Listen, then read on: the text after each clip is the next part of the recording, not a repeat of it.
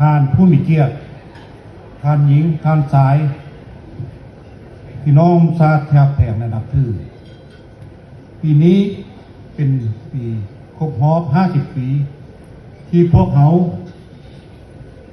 ชาวอพยพลาวได้มาตั้งถิ่นฐานอยู่ในประเทศเสรีพวกท่านเองที่อยู่ในห้องนี้ได้มาตั้งถิ่นฐานอยู่ในประเทศออสเตรเลีย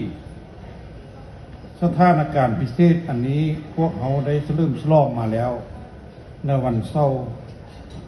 ที่ผ่านมานี้ที่วัดพุทธยอดแก้วเดี๋ยวนี้จำนวนอพยพลาวได้ลดลงเกือบหมดแล้วการอพยพครั้งนี้เป็นเหตุการณ์อันยร่วงที่สุดในประวัติศาสตร์ลาวสมควรจะต้องจดจำเข้าในของสวดานลาวในวันที่2 ธันวาคม 1975 ฝ่ายคอมมิวนิสต์ได้ยึดอำนาจเดลาวโค่นล้มระบอบประชาธิปไตยอันมีพระมหากษัตริย์ทรงเป็นประมุขแล้วปกครองบ้านเมืองตามระบอบเผด็จการคอมมิวนิสต์ประชาชนลาวประมาณ500,000 คนที่บ่ยอมอยู่ในระบอบนี้เลยอพยพหนีออกจากประเทศตั้งแต่ปี 1975 เป็นต้นมาส่วนผู้ที่หนีบ่ได้ก็ได้รับเคราะห์หลายๆท่านได้ถูกฆ่าตายหรือถูกจับกุมเอาไปขังไว้อีกหลายพันคนถูกข่มตัวเอาไปขังไว้ในที่ศูนย์ป่ายังดงลึกอันมีเอื้นว่าศูนย์สัมมนาความจริงแล้วแม่นศูนย์ทรมานหรือศูนย์สัพพทุกข์หลายๆคนได้เสียชีวิตในศูนย์นั้นก็ร่วมมีพระบาทสมเด็จพระเจ้ามหาสิริองค์อัครมเหสีองค์มงกุฎราชกุมารและสมาชิกราชวงศ์นั้นสร้างหุงข้าวไล่ๆพระองค์ก็ได้สวรรคตและจบชีวิตภายในศูนย์ที่เพิ่นประทับอยู่ทั้งที่พระองค์บอกเคยได้วางท่าทีต้านฝ่ายซ้าย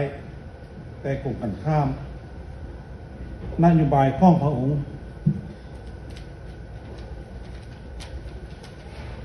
แม้นการโหมเหล่าทุกฝ่ายเข้ากัน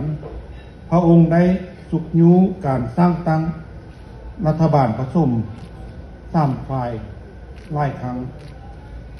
พวกกำมนัดในสมัยนั้นได้ข่มขู่ประชาชนในเมืองต่างๆเพื่อยันปัวบ่ให้มีอิสรภาพจะออกไปทำงานหาอยู่กินตามธรรมดาก็ลำบากเดือดร้อนที่สุดพวกท่านที่ได้ตัดสินใจหลบหนีออกจากประเทศแมนโซกดีแล้วอยู่ในประเทศเสรีที่ท่านอาศัยอยู่นั้น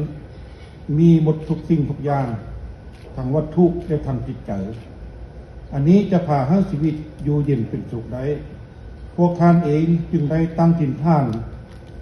อยู่ในประเทศออสเตรเลียนี้อยู่มาได้50 ปีแล้วและคงจะอยู่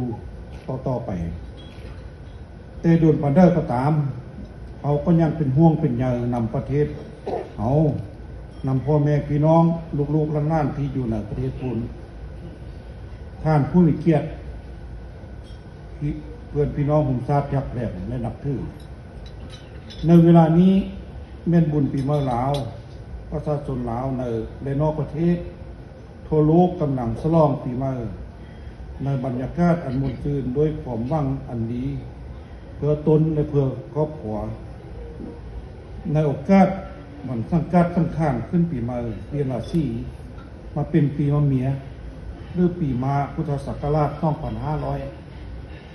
2569ข้าพเจ้าในนามองค์สมเด็จราชการแผ่นดินต่างพระเนตรประกันข้องพระบาทสมเด็จพระเจ้ามหาชีวิตลาวขอประสิทธิ์ประสาทอ่อนใส่ให้แด่ทุกท่านจงประสบแต่ความอยู่เย็นเป็นสุขขอได้ส้มดังความมักความปรารถนาทุกทิ้งทุกประการเถิดอายุวันโนสุขังพลังขอขอบคุณ